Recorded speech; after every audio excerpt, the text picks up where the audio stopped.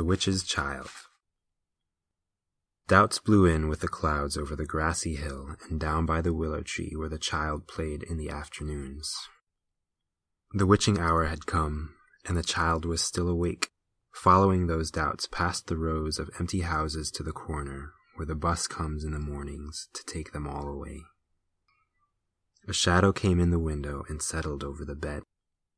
The winds outside calmed, but a little breeze in the room itself seemed to tousle the child's hair and caress its cheeks.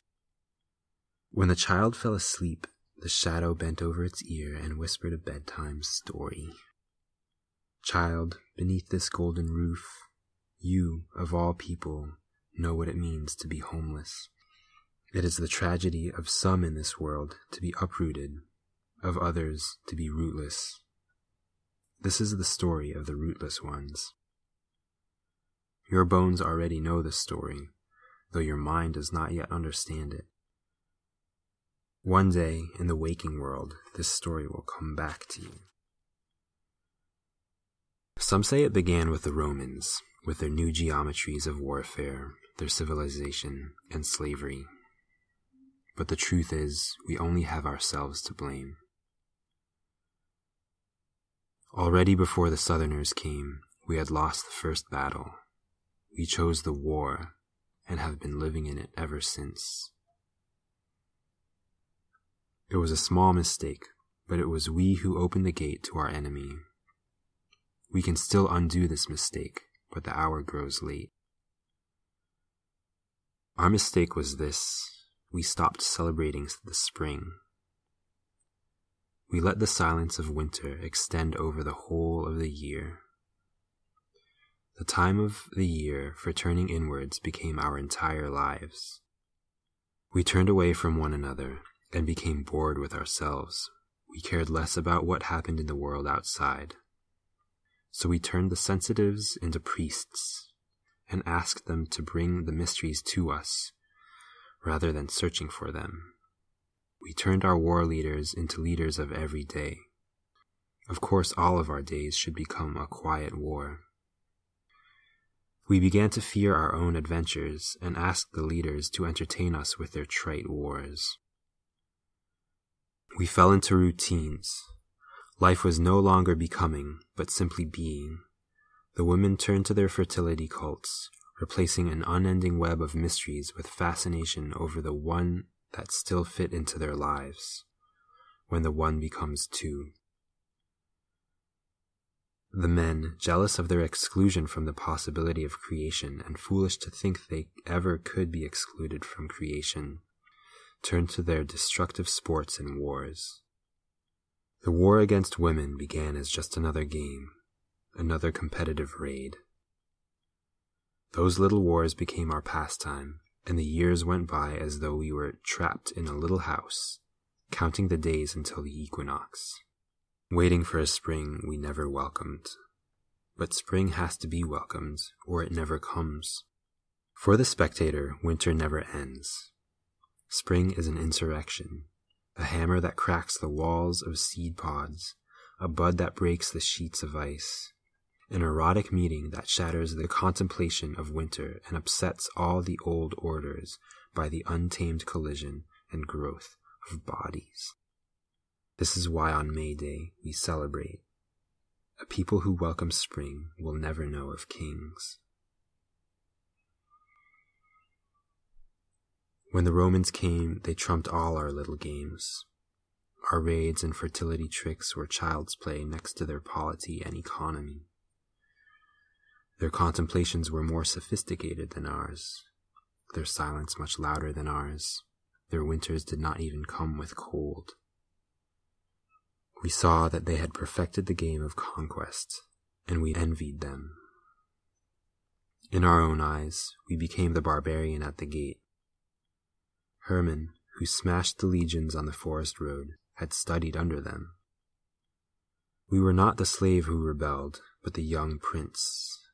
In the end, we were the ones who sacked Rome, but only because we thought to outdo it. When the Christians came, some among us adopted their God because he was a God of conquest, a jealous God created in our image. a god better suited to this war.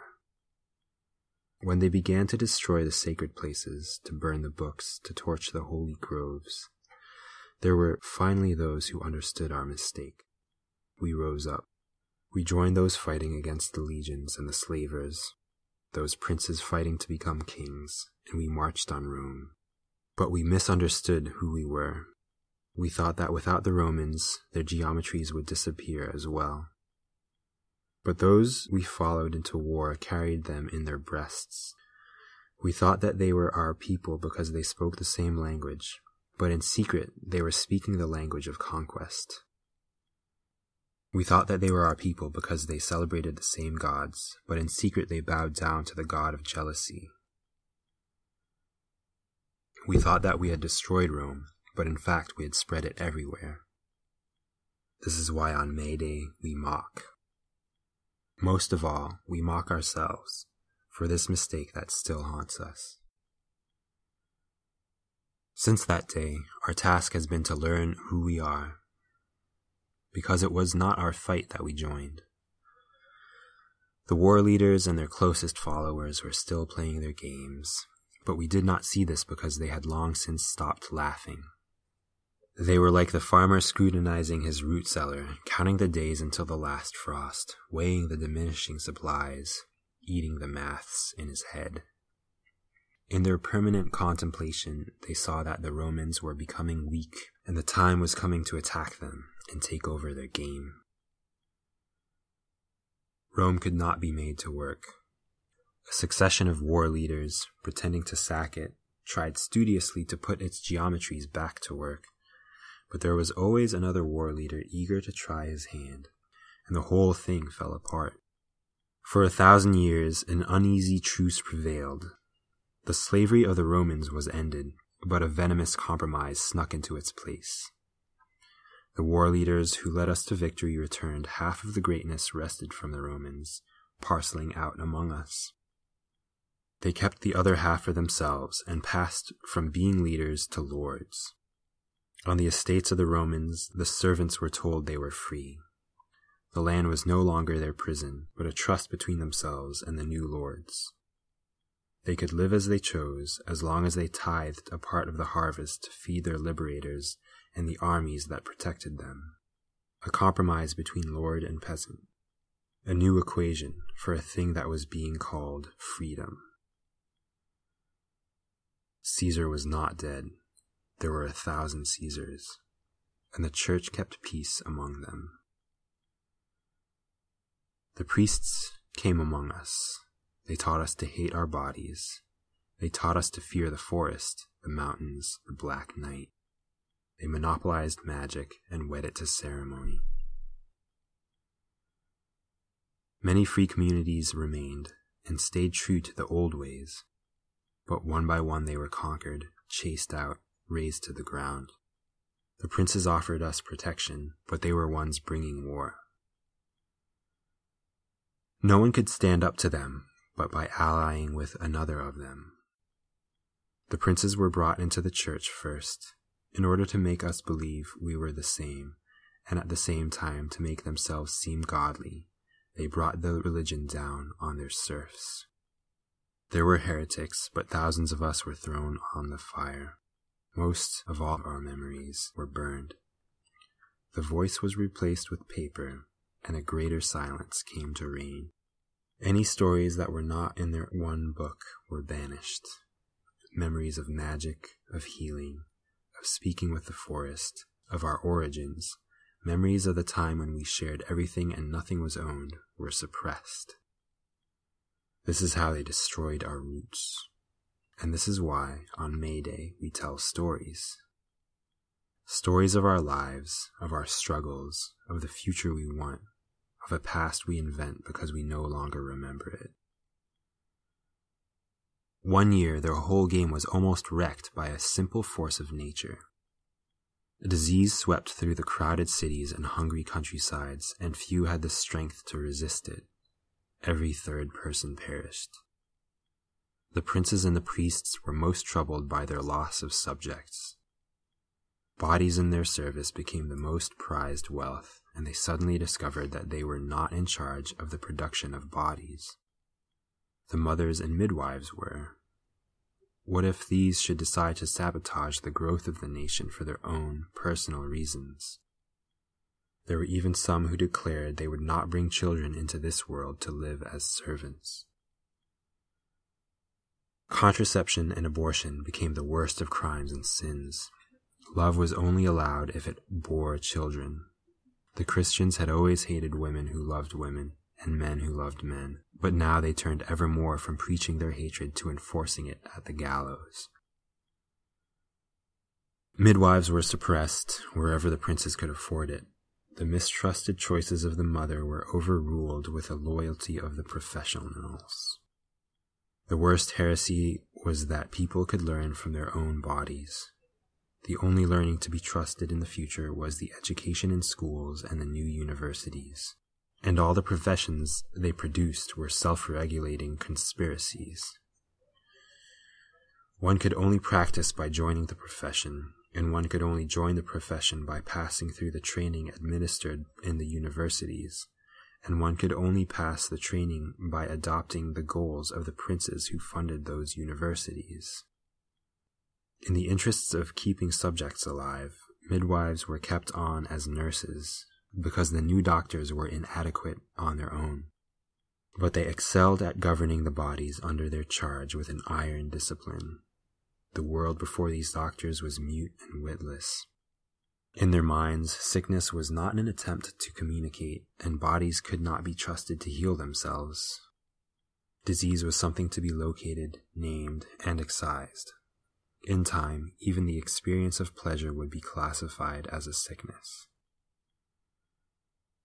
This is why we celebrate May Day with orgies, to learn from our own bodies, to show that pleasure can be shared with whomever we choose, to respect another's desires and take joy in their satisfaction. There were many revolts, many reversals, but over the centuries the princes became kings, and their domain expanded. Our yoke became heavier, and we were expected to pull more and more wealth from the land to give to our lords. And these lords denied there was ever a time when they were our brothers in arms. They were separated by blood, related to God, unlike anything else on the forsaken earth. It was forgotten that being a serf was once thought of as infinitely better than being a slave. There was less and less difference. Still, the lords needed to squeeze more blood out of the earth. They turned toward faraway lands, and they called the people they met slaves. But this was a crueler slavery than anything the Romans had ever inflicted. If their God despised the human body, he hated slaves' very souls. They needed our help in these new wars of conquest, and above all, they needed to prevent our defection. So they told us we were white, which was immutably different from being black or being a savage. The lords and their priests, cops, and explorers could not build new cages fast enough, so they built categories and taught us that we were born into them and could never choose who we were. And who we were was an army mobilized to assault all those who still had roots in the world. This is why we celebrate May Day with visions, to see that magic is everywhere, and all life is mutable, all categories inadequate. For in those years we fought many wars against them. We burned lords and priests, we ran off with savages, we threw captains overboard, and they responded by intensifying their war against us. They burnt millions for using sacred plants, for healing, for speaking with the forest, for communing with the old gods, for refusing to be white, for disrespecting their new laws that said land was not a trust but property, inhering to individuals and only to men. And they slaughtered many millions more of the rooted ones to take their lands or punish them if they refused to be uprooted. And then they moved us all about, wherever they wanted us, rootless and uprooted, mixed together, tracked by our categories, until the very earth became strange to us, and we to ourselves. They put us to work. They no longer asked for a portion, but for everything, for our very time. It was not enough to partition the land.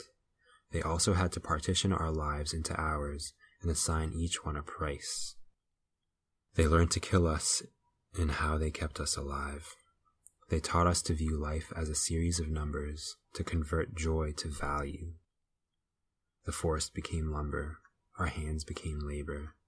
They ruled us with calculations determining the cost of our lives, the price they needed to pay us to keep working. Eventually, they tricked us to view life in the same terms. This is why we celebrate May Day with feasts, because scarcity is a phantom that must be banished, because the only things that matter cannot be counted, because despite all that we have endured, we love ourselves and we will not be instruments for the ambitions of others. On several occasions we still rose up. We captured kings and threw them from their towers, bombed their carriages, or cut their heads off. But the war still carried on. Over time, the kings fractured and multiplied into a whole array of technicians. They made us accessories to production. They turned our bodies into machines. The factories were the new model for humankind, the new treasure of our rulers, and they despised us for the fact that their precious machines needed us. The old equation changed. Freedom no longer meant a compromise between master and subject. It meant all power to the machines and the greatest mobility for their product. Our lives were sacrificed for the machines to keep running. This is why we celebrate May Day with sabotage, for we will not surrender the rhythm of life to the timing of gears. All their new techniques of warfare could not quench our rage. Even in the factories or in the private places where they tried to confine the women, we formed new communes. Major upheavals shook the walls of the well-masked princes, and they began to call these upheavals revolutions. They said the old forms of authority were finished. They said we were all free and could participate in their project as equals, and most of us were fooled. Just like the barbarians before us, we reacted more to our exclusion than to our domination, and tried to become the new Romans. But more and more are beginning to realize that this project we're invited to participate in is the war against all of us. It allows us anything but mutiny. It keeps us alive as long as we do not nourish ourselves. It demands only our complicity in this constant uprooting and the suppression of those who still remember their roots. They put our freedom down on paper, the better to silence it. This is why we celebrate May Day with riots, to make a noise that will not go away, to burn all that is not true, to rip up the paving stones and discover, beneath them, the earth, to begin to grow roots again. This is your story, child. This is why it seems you have everything, but you feel you have nothing. Trust your feelings. Do not numb them with the pills they offer you, because those feelings of anguish and rage are the same itch the seed feels in the last days of winter, before it bursts open and sends out its buds into the world. It is this growth, uncontrolled, spontaneous, that would deprive them of their soldiers, which is why they fear it above all else. Not everyone arrived in this desert along the same path, but there are many who share your story. There are others who still remember their roots and know where to find them, but those like you do not even know what is missing. Remember this story, and there will be hope for spring.